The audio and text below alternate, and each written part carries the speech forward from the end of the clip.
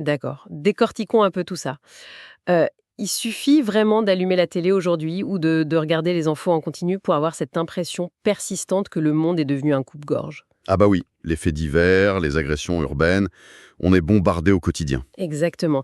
Et du coup, il est super facile, enfin presque naturel, d'en conclure que l'humanité court à sa perte, qu'on est consumé par une brutalité grandissante. C'est le biais classique de notre époque, ouais.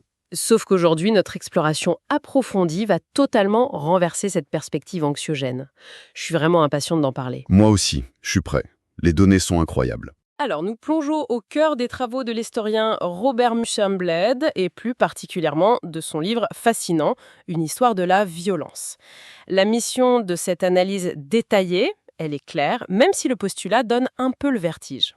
Un peu, oui, c'est le moins qu'on puisse dire. On va comprendre comment, à rebours de toutes nos angoisses contemporaines, la violence interpersonnelle et surtout l'homicide a connu un effondrement absolument spectaculaire en Europe occidentale depuis 7 siècles.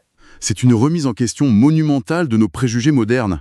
On a tous cette tendance naturelle à projeter notre propre dégoût de la violence physique sur les sociétés du passé. Oui, on s'imagine le Moyen Âge comme un chaos total, genre un Far West permanent avec des brutes épaisses à chaque coin de rue. Voilà, en fait, la réalité que montrent les archives de Muchemblé est infiniment plus structurée.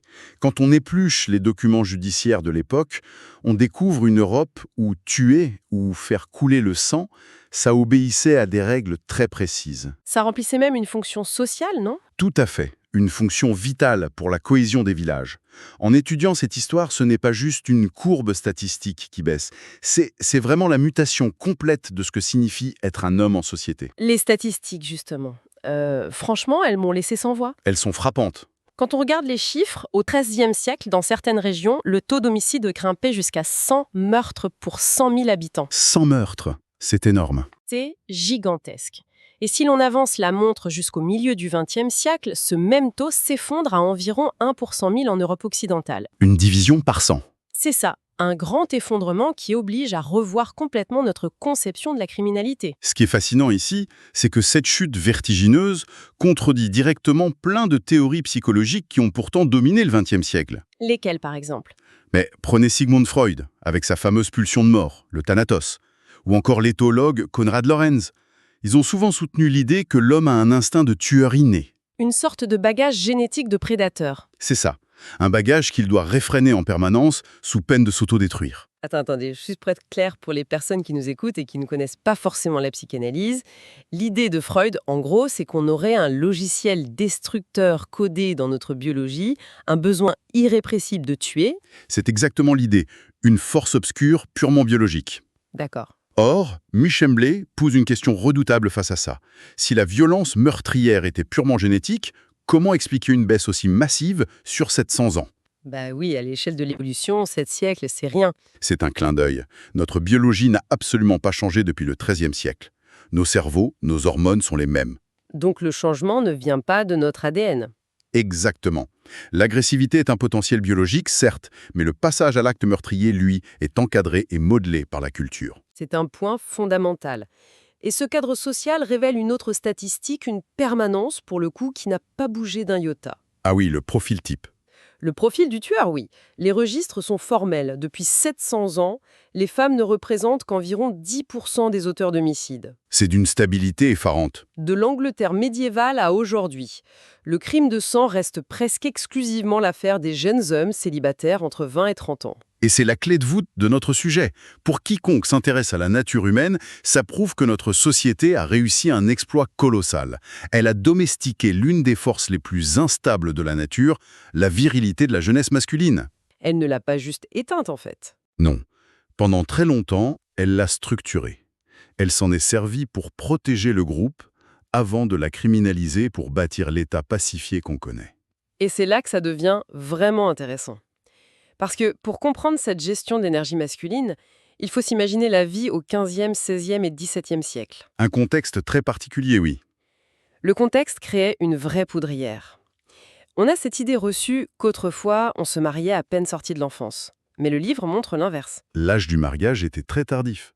Pour éviter la surpopulation, avec des récoltes limitées, les hommes ne se mariaient souvent pas avant 25 ou 27 ans. C'est très tard pour l'époque. Donc, on a des milliers de jeunes hommes bourrés de testostérone qui devaient patienter 10 ans dans ce que l'auteur appelle un purgatoire matrimonial.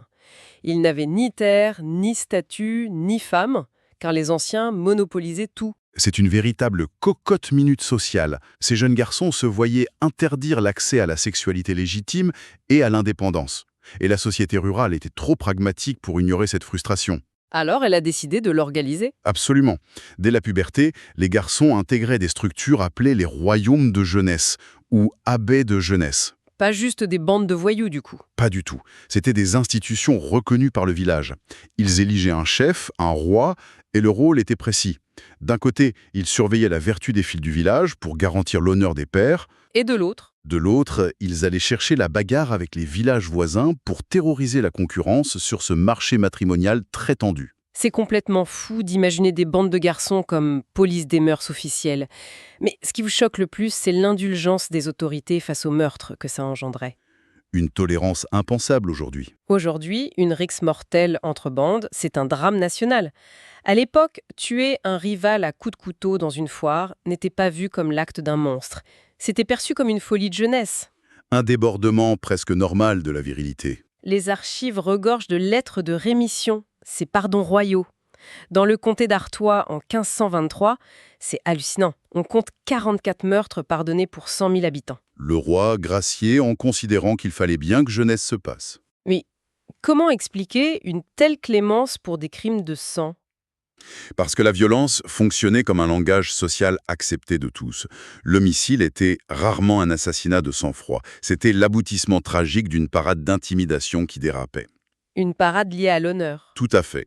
Dans ces communautés où tout le monde se connaît, l'honneur masculin est la valeur absolue. C'est la monnaie d'échange du statut social. Si un jeune perdait la face publiquement, c'est toute sa lignée qui était couverte de honte. Et le sang devait couler pour laver l'affront ?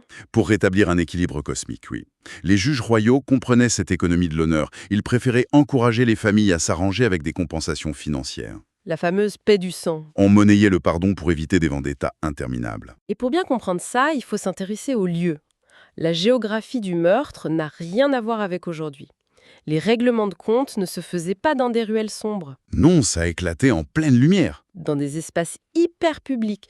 La place centrale, les cimetières où on buvait et dansait le jour des morts, et bien sûr, la taverne. La taverne, c'est le microcosme parfait.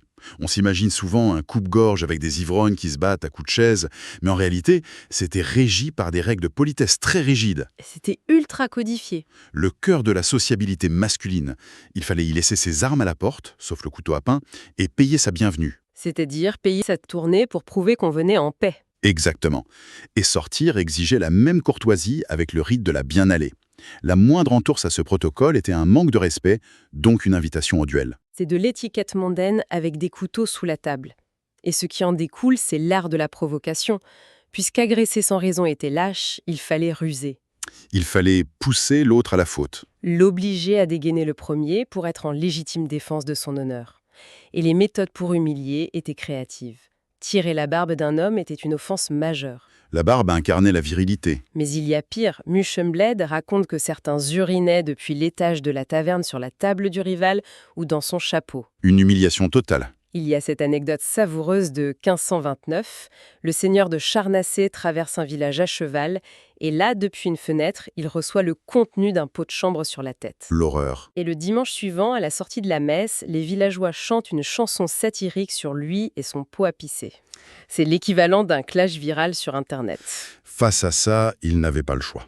Le sang devait couler. Sinon, il donnait la risée de la région. Si nous relions cela à une perspective plus large, il est crucial de comprendre que cette brutalité s'inscrivait dans des rituels communautaires profonds, souvent liés à l'agriculture. Des rituels de sang ? Oui, les affrontements avaient une fonction symbolique.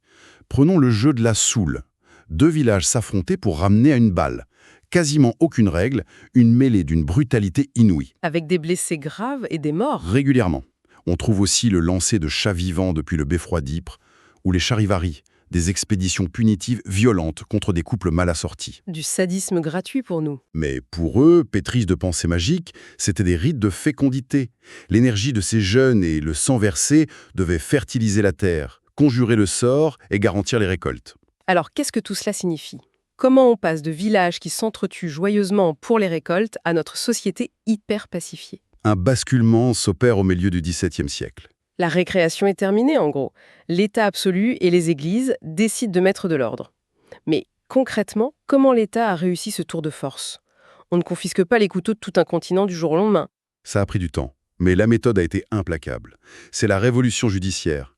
Le pouvoir royal a compris qu'il ne pouvait pas asseoir son autorité si les citoyens se faisaient justice eux-mêmes. Donc le sang humain devient tabou. La justice arrête d'accepter la paix du sang. L'homicide n'est plus un conflit privé qu'on règle avec une amende, ça devient un crime absolu, un crime de lèse-majesté. Tuer un sujet du roi, c'est attaquer le roi. Exactement. Les lettres de rémission se raréfient et les condamnations à mort par pendaison ou décapitation pleuvent. La peur de la potence remplace l'indulgence. Mais ce désarmement n'a pas touché tout le monde pareil. Il y a une vraie fracture sociale. Ah, les nobles ne voulaient pas abandonner leurs armes.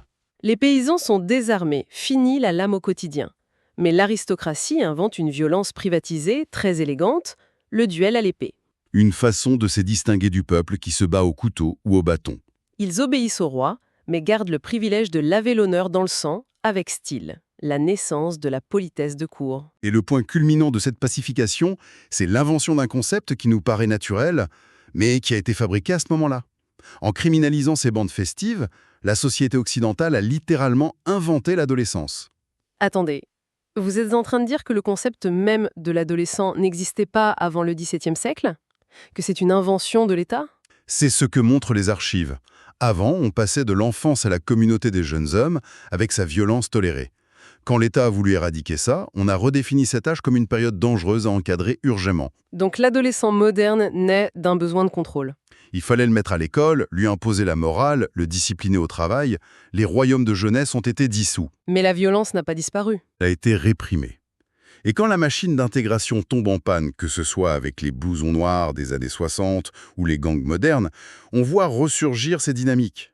Les jeunes recréent des territoires et des codes d'honneur. Ce n'est pas une nouveauté urbaine, c'est le retour d'une vieille mécanique de survie quand l'État protecteur a des failles. Ce voyage dans le temps est une vraie leçon d'humilité. Pour résumer, la violence n'est pas une fatalité génétique. C'est un curseur que la société ajuste. Pendant des siècles, l'Europe a cultivé la brutalité des jeunes pour protéger les villages, Et aujourd'hui, notre culture a transformé ce devoir de violence en tabou suprême. faisant de l'homicide une exception terrifiante. Et d'une certaine manière, ça offre un regard moins désespéré sur la nature humaine. Si on a pu démonter et réduire cette violence sur 7 siècles, ça prouve la plasticité de nos sociétés. On n'est pas esclave de nos instincts. Un message très fort. Mais un dernier détail m'interpelle. Si on repense à ces jeunes qui voulaient prouver leur valeur sur un marché matrimonial hyper compétitif, le moteur, c'était l'ego, le statut, la domination. Cela soulève une question importante. Si la violence physique servait de théâtre historique pour prouver sa valeur, cette impulsion virile a-t-elle réellement disparu? C'est vrai. A-t-elle migré ailleurs? À l'ère d'Internet, on peut se demander si le cyberharcèlement, la toxicité dans les jeux en ligne ou les clashs sur les réseaux sociaux ne sont pas tout simplement les nouvelles tavernes et les nouvelles soldes de notre époque. Une dématérialisation de la violence. La violence n'a peut-être pas décliné tant que ça. Elle a migré vers des écrans où elle ne laisse plus de cadavres physiques pour les statistiques policières. C'est fou quand on y pense. Une perspective qui donne vraiment à réfléchir la prochaine fois qu'on verra une polémique enflammée en ligne. C'est une invitation pour les personnes qui nous écoutent à observer les comportements contemporains à travers ce prisme historique. Gardez l'esprit ouvert, oui. Notre exploration approfondie s'achève ici. Un grand merci à notre auditoire de nous avoir suivis dans cette remontée dans le temps, des tavernes tumultueuses jusqu'aux racines de l'adolescence. À très bientôt pour une nouvelle analyse du RAW.